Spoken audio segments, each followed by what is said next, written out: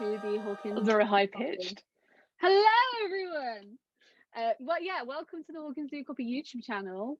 We are here this week with not a podcast episode, but just a fun chat, theorize with us, have a discussion. We have mentioned a couple of times in the podcast that we followed the Video Store Fridays very closely is what I meant to say. We ended up making this whole poster size theory sheet about what the influences for season 4 could potentially mean for season 4 and for future seasons. We got a little bit too into it, is what we did. We did. It took about 2 hours and it is quite detailed. You will see snippets of that. Yeah. However, we now have more information. We now have a little bit more of a tiny crumbs, more information. So we thought more information. We have 5 characters. That's literally that's it. So what we thought we would do is we would do another Video Store Friday sheet, and then when we get more information again, we'll do another one, and then we'll keep doing it until the day before season 4, and then we will have all of these theory sheets leading up to season 4, because we are nothing if not committed and a bit too into it. I will also say that we're not going to be doing this every single day, as that seems to apply. No, every time we get more information. Every time we get more information, so like new characters or a trailer, that kind of thing. We have remember we used to get trailers? Yeah, remember when we actually saw the things. So this video is sort of giving you a little bit of an insight into how we actually discuss Stranger Things and like theorize things. So enjoy. Why don't we start back on October the 11th, 2019, which is when we got the first set of them released. We had the Peanut Butter Solution, the Fisher King, Bill and Ted's, Bogus Journey, You Got Mail, and Ordinary People. The Fisher King, knowing things now, is very interesting. For me, it's more a Victor Creel thing, but then also it says it explores the intermingling of New York City's usually strictly separated social strata. That's interesting.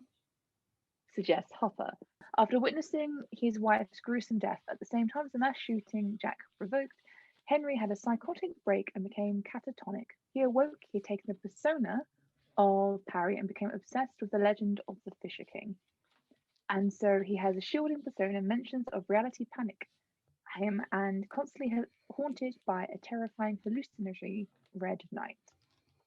We've been saying that is Victor Creel not aware of what he's done? Yeah. So it kind of ties in with that in a sense. So it makes me wonder if this is going to be related to Victor Creel, because people have been thinking maybe Hopper was investigating some stuff that was going on, so maybe this has been continuous. I know that Victor Creel it was in the 50s, wasn't it? Like the murder that happened there. So I don't know, it'd be interesting, I think. Because we said The Shining, we've said like Hopper is in the camp, because we had that information when we did this. And we also said about how Marvel is a big influence, and we've said about Bucky being like brainwashed, but now we're wondering, like, we actually had the moment of realization in the podcast where we spoke about the new characters. We're wondering if that's actually Victor Creel now. I wouldn't be surprised. No. I think at this point it's a very odd time to be introducing a character such as this if he's not significant in some way. Halloween comic as well. Yeah, exactly. It's a Halloween comic. But it does make you wonder if, and I think a few people speculated this online, if Victor Creel was going to be number 1, which I kind of don't want it to be, because I think it would be too obvious. But what was the guy called in the Halloween comic? I got this wrong last time. I kept saying that the candy face. It is the child. Is it the child eater? Yes. Because The Shining is an influence, right? I know that's not week one, but The Shining was an overall influence because we've got it in big letters. Because we also said about twin numbers who are in the 6 comics. Yeah. Actually, then on that note, I know that what do we have to start at the beginning of this list? Mix them up. Because on that note, you also have the Truman Show that was released later on. And I mean, the whole concept of the Truman Show is essentially what's real, what isn't real. The Truman thinks obviously that he's living, a normal life, and it turns out the whole thing is a TV show and broadcast all over the world, which, of course, doesn't sit too well with him, and he does break free of that. So that comes into lots of different things, though, doesn't it? Like that could be, like Victor Creel, but also that could be like Will, and like playing D&D, or even D&D in general for the Truman Show, especially if we want to go like out there theories that D&D is kind of influencing the way things run in the show. It is kind of very much trapped in that reality then, and if this whole thing has been a game as such, do they break free of that? Then also it ties into what we were saying about with your like wasn't it like elaborate Mike theory? Like, is Mike evil? Outlandish was so sorry. But also, yeah, like is he evil?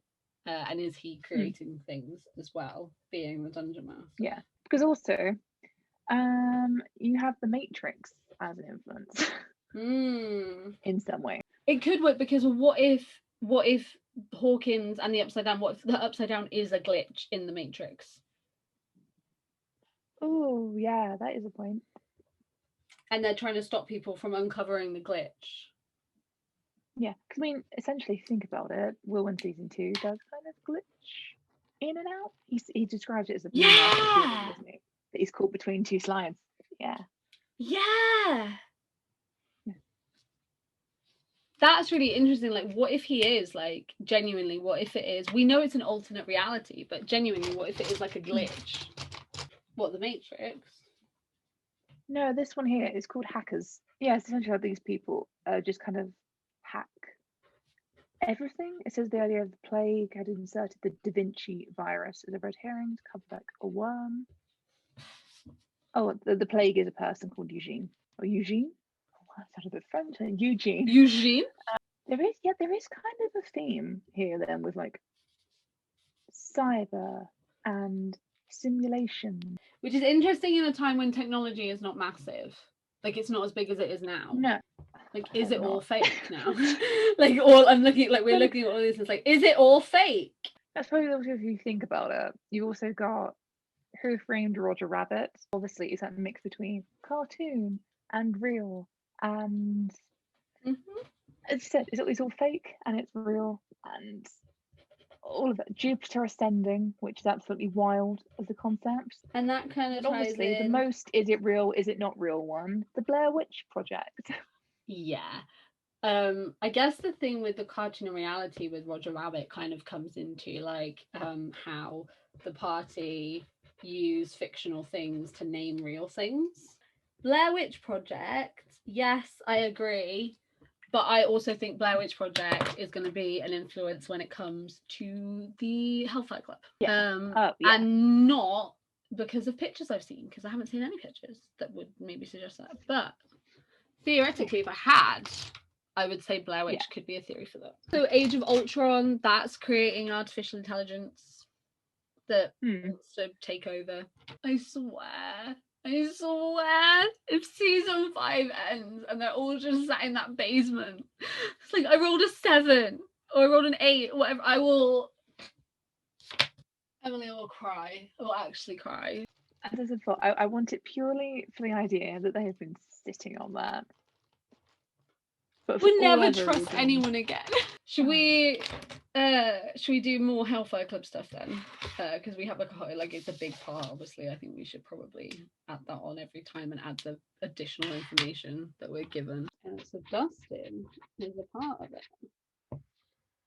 it. And he has the original comic. Oh, this is a complete change. But Dreamcatcher. Yeah, so Jonesy Beaver, Pete, and Henry are four friends on an annual hunting trip in Maine. Guess who wrote the book?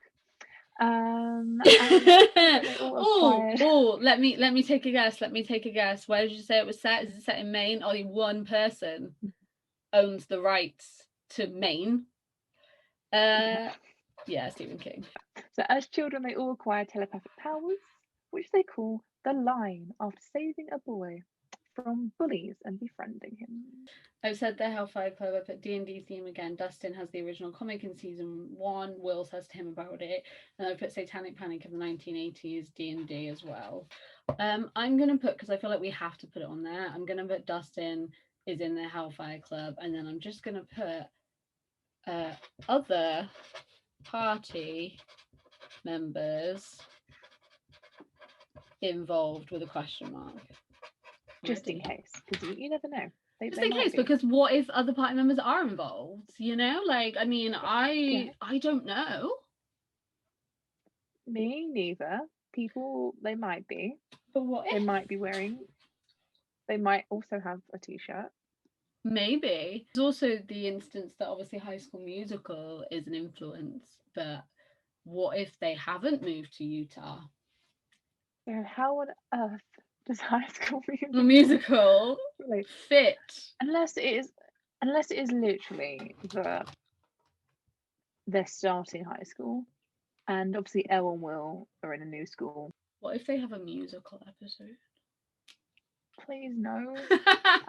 Like, loads of them were on Broadway. 3 of them were on Broadway. I've never wanted anything less than a musical episode of Stranger Things. And Sky High. There's a lot of high schools. So... This movie is not rated very well. Okay. But it's called Welcome to Marvin. There's a devastating assault that wipes away all of his memories. It follows the true story of Mark Hogenkamp, a man struggling with PTSD who, after being physically assaulted, creates a fictional village to ease his trauma. Oh, this is actually very interesting. Okay, so this is the description. The plot on Wikipedia. A World War II warplane piloted by a doll-like figure is hit by enemy fire and forced to ditch. The pilot's shoes are burned in the landing and finds women's shoes and he wears instead. The pilot's confronted by doll-like German soldiers who taunt him for wearing women's shoes. The Germans threaten to emasculate him, but are killed by a group of doll-like women who come to the pilot's rescue and protect him.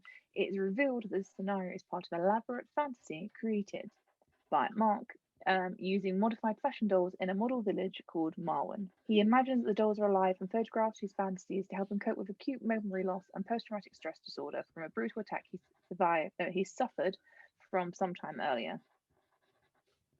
When he drunkenly told a group of white supremacists that he likes, well, it's described as a fetish for wearing women's shoes. Right. And the dolls correspond to everyone he knows in real life. Interesting that Hopper was also in the war and also has PTSD and has now been captured. Like, is Hopper playing a bigger part than we think? Has he played a bigger part this whole time? Has Hopper been the one making everything up? Obviously, David Harbour did that live stream, and it was very much like you're going to kind of see his journey. So it could be something like that. Yeah, that was an interesting live stream actually. I didn't see many people talking about that, but that was quite interesting. I'm going to put that down. On that subject as well, we do see in the show Bible, which could be edited for this, that both Mike and Will escape reality through fantasy. Yeah. Emily, that is all about, what did I write? Finding happiness for yourself is essentially the theme of Amelie. Interesting to me, that one is. Yeah, because like Amelie kind of like takes the joy in like the little things. So like the crack of a creme brulee. We've literally got in capital letters, tragedy season. Oh, I mean, it's very obviously going to be the tragedy season, I think. I think essentially all the movies, apart from the rare couple, are dealing a lot with the emotional side of things. I think Into the Spider-Verse is a really, really interesting one, because as much as it is about a multiverse, it is about, you know, we can all put this costume and we can all be Spider-Man. It is very much about Miles kind of really being him. Like, even with, I can't remember what the initial is, but Peter Parker, is it Peter B. Parker? Yeah, because it's Benjamin. The idea that of his wife, that they're kind of, they'd split up, hadn't they? And then towards the end, I think he goes and talks to her, essentially, as like okay, hi. And it's kind of really getting back into who they are.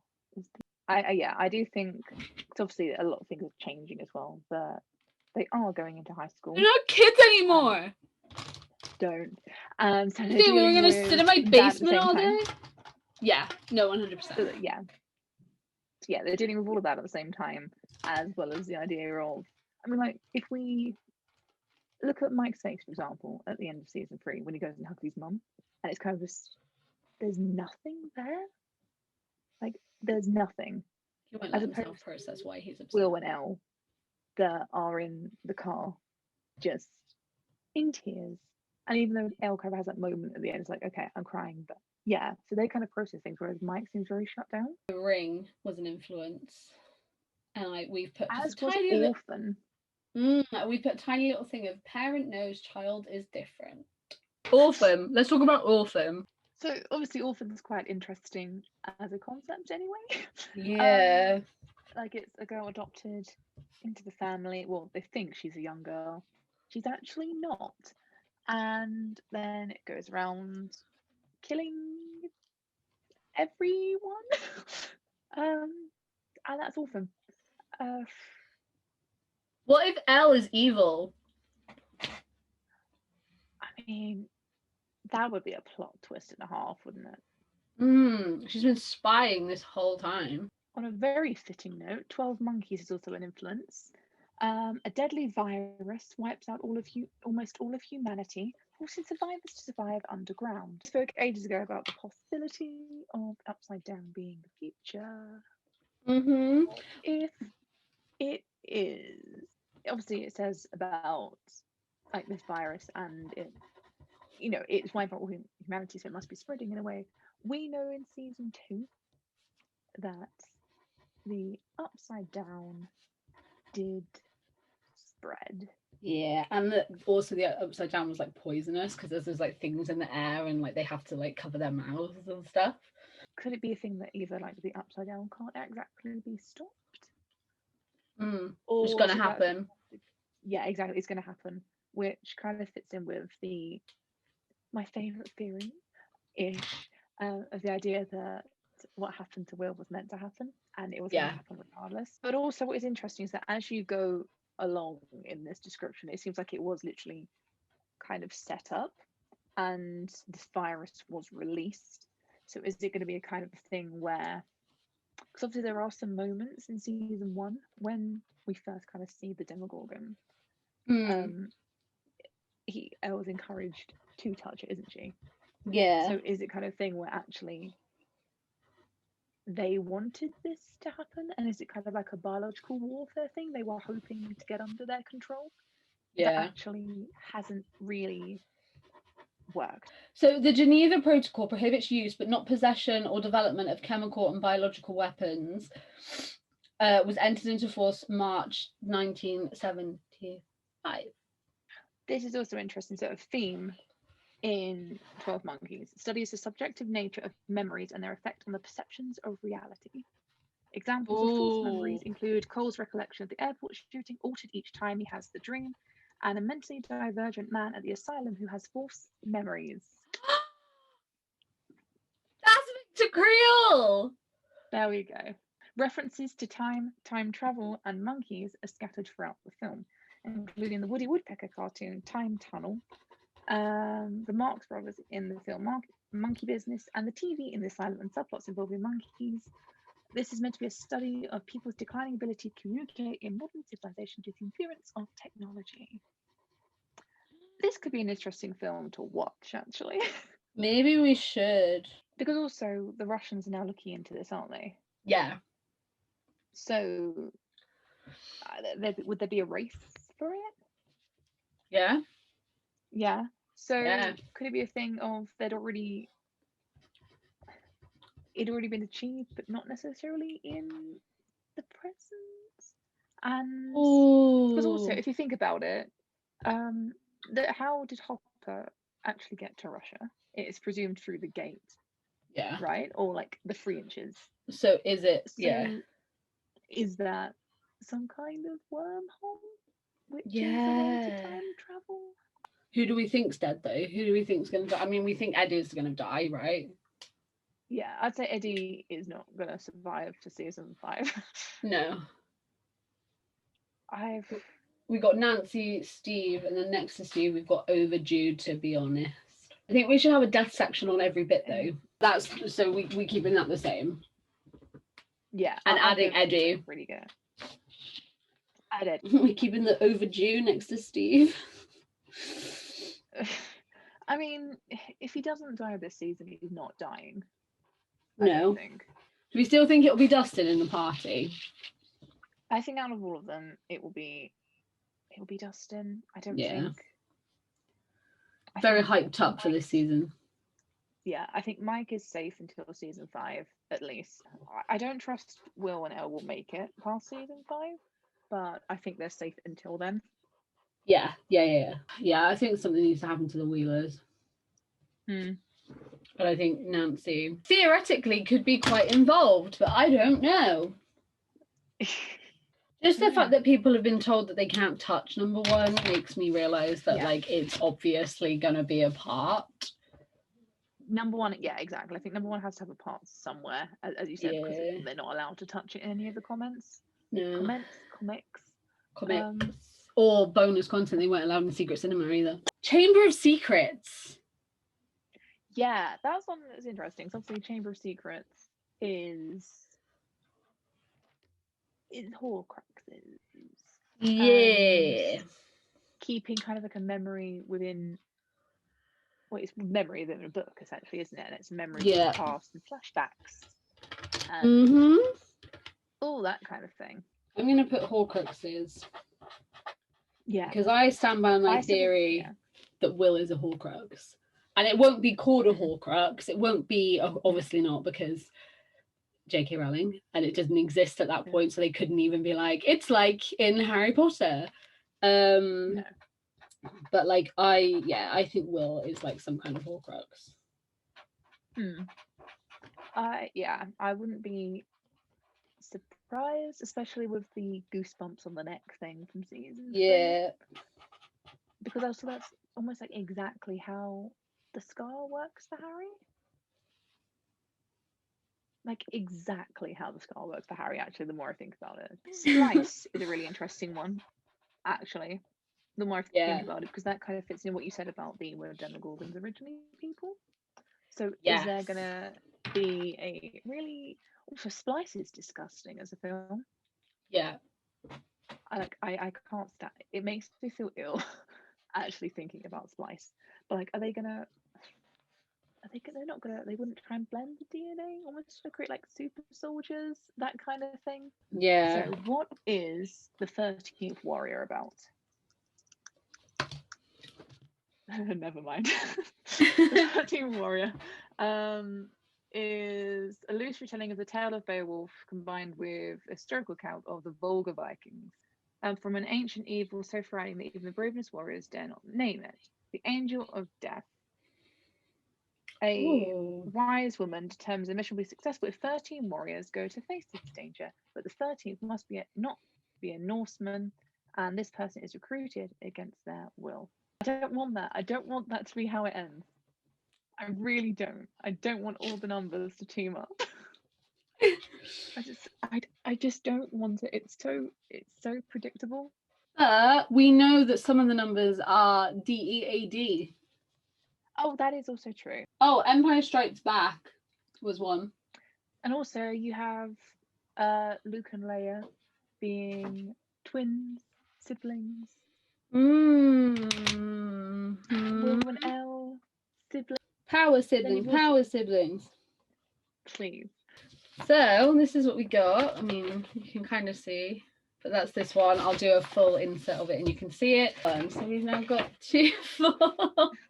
Thank you guys for watching this video of us just rambling and theorizing. Just having a chat. You can go listen to our podcast. We have a whole podcast about Stranger Things. If you liked watching this and you've just stumbled across us and you're like, what is going on?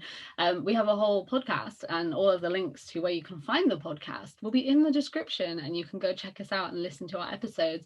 We have a 2-parter coming next week. So the first part will be next week, and then the second part will be the week after. And that's going to be a big deep dive into lots of things to do with the Stranger Things themes. So that's very exciting. We're excited about that. But for now, we will leave you. Over and out.